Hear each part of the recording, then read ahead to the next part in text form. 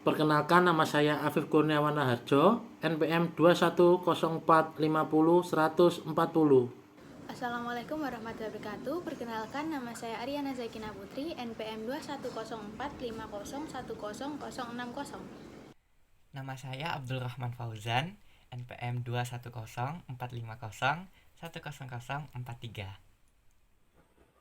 Perkenalkan, nama saya Ayudiana Pramesti Eksitasari dengan NPM 201450171.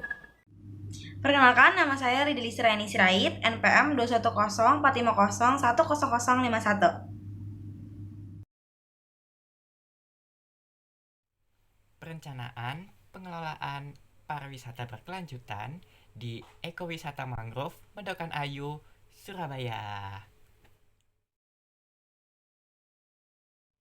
1. Perencanaan fasilitas di hutan mangrove.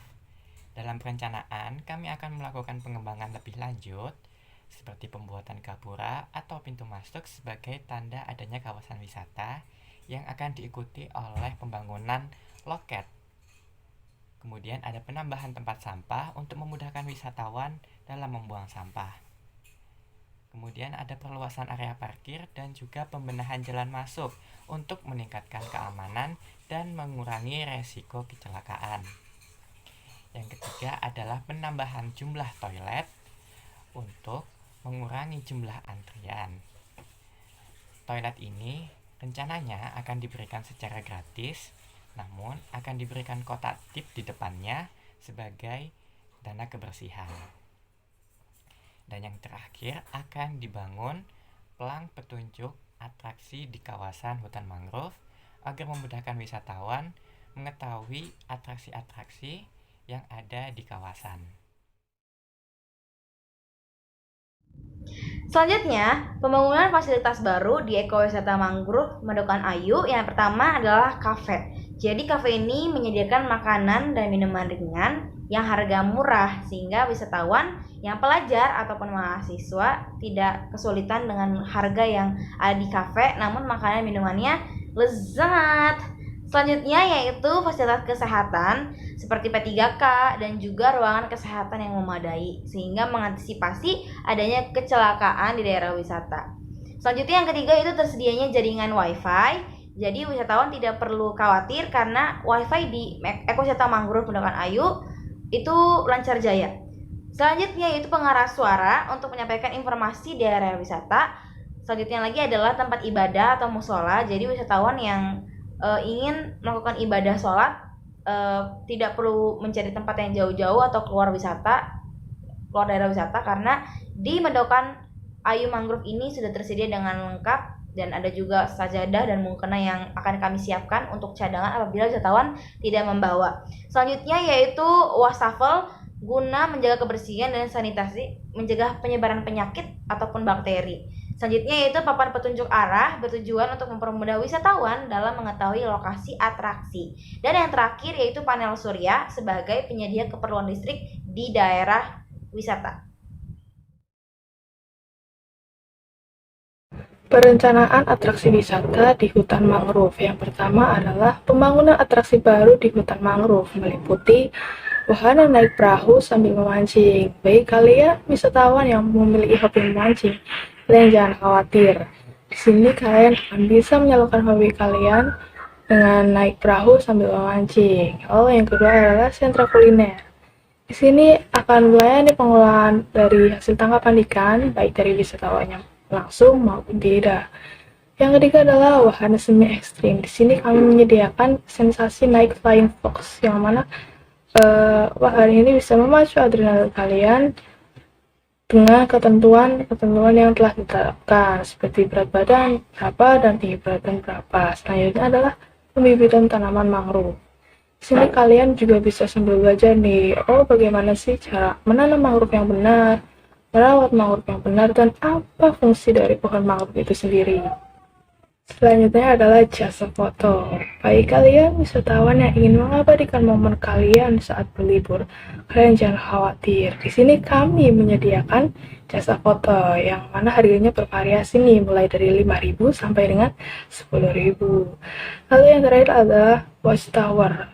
yang mana ini sebagai sarana flying fox dan juga sebagai daya tarik pengunjung jika kalian ingin melihat atau merasakan keindahan dari hutan mangrove jika dilihat dari atas. Jadi kalian kalau ingin lihat pohon mangrove atau wisata mangrove dari atas, kalian bisa nih naik ke watchtower gitu.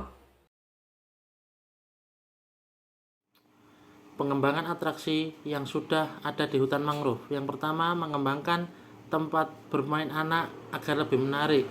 Kedua, wahana perahu, bebek, pemeliharaan dan perawatan sangat penting dilakukan seperti pengecatan ulang, pengecatan bagian bawah agar tidak bocor, dan pengecatan pada area yang berkarat. Semua itu dilakukan agar wisatawan merasa aman saat ingin menaiki wahana tersebut.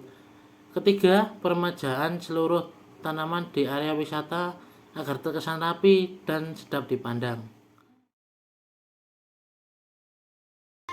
Kelembagaan atraksi pariwisata mangrove. Kelembagaan di lokasi atraksi wisata perlu digunakan guna mendukung jalannya suatu atraksi wisata. Kelembagaan di hutan mangrove dibagi seperti 5 petugas. Bertugas untuk mengelola atraksi wahana, naik perahu dan memancing. Dengan posisi 1 petugas menjaga loket, 4 petugas akan mendampingi wisatawan yang di atas perahu. Pada area sentra kuliner dibutuhkan minimal 5 orang untuk melayani wisatawan yang ingin memasak hasil tangkapan dan makan di tempat. Dengan posisi 1 orang juru masak, 1 orang asisten juru masak, 1 orang pramusaji, 1 steward. Jumlahnya akan digandakan di high season. Untuk wahana flying fox dibutuhkan minimal 3 petugas, yang mana 1 petugas di atas untuk memasang alat pengaman, yang 1 orang di bawah bertugas melepaskan pengaman flying fox, dan 1 orang lagi menjaga loket antrian. Pada bagian pembibitan dibutuhkan setidaknya 4 orang yang bertugas untuk memberikan edukasi kepada wisatawan, dan keempat petugas yang tersebut juga bertugas menjaga bibit dan alat. Yang terakhir adalah bagian jasa foto. Pada bagian ini dibutuhkan minimal 2 orang petugas, yang mana 1 orang petugas bekerja sebagai pengambil gambar dan 1 orang lagi sebagai pencetak gambar. Selanjutnya, perencanaan fasilitas di ekowisata mangrove selama 5 tahun ke depan, yaitu perluasan wilayah wisata di hutan mangrove seperti area parkir, area sentra kuliner, area atraksi wisata guna meningkatkan kualitas wisata di hutan mangrove. Yang kedua, yaitu penambahan tenaga kerja pada wisata hutan mangrove sehingga terorganisir dengan efisien dan efektif. Yang ketiga, yaitu peningkatan mutu pelayanan pada wisata hutan mangrove. Yang keempat, pemeliharaan fasilitas pada wisata hutan mangrove. Yang kelima, peremajaan atraksi pada wisata hutan mangrove. Dan yang keenam, yaitu pemeliharaan akses jalan pada wisata hutan mangrove. Pengawasan dan evaluasi. Pengawasan yang akan dilakukan adalah dengan membersihkan sampah di area-area mangrove dan akan dilakukan penertiban untuk mencegah terjadinya kerusakan yang dilakukan oleh pihak yang tidak bertanggung jawab yang tidak secara langsung dalam kegiatan penanaman mangrove.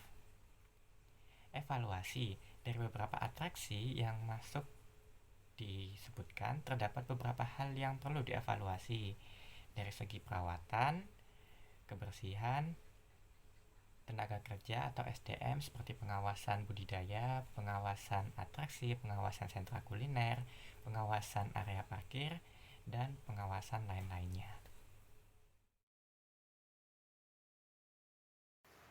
Baik, untuk standar operasional prosedur di kawasan hutan mangrove, kami akan menerapkan beberapa ketentuan, seperti yang pertama, tes suhu badan, lalu wajib menggunakan masker, memberi batas dan mengerahkan antrian dengan jarak 1 meter, mengkondisikan agar penetapan protokol kesehatan berjalan dengan baik.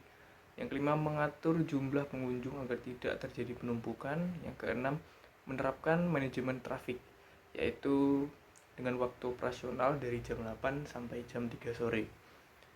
Yang ketujuh, karyawan yang bertugas wajib datang 1 jam sebelum pembukaan tempat wisata. Yang kedelapan, memastikan seluruh tempat wisata memenuhi standar kebersihan dan higienis dengan melakukan upaya pembersihan dan disinfeksi secara berkala. Yang kesembilan, menyediakan sarana edukasi bagi wisatawan sebelum memasuki area untuk memberi pemahaman tentang protokol kesehatan yang berlaku di tempat wisata.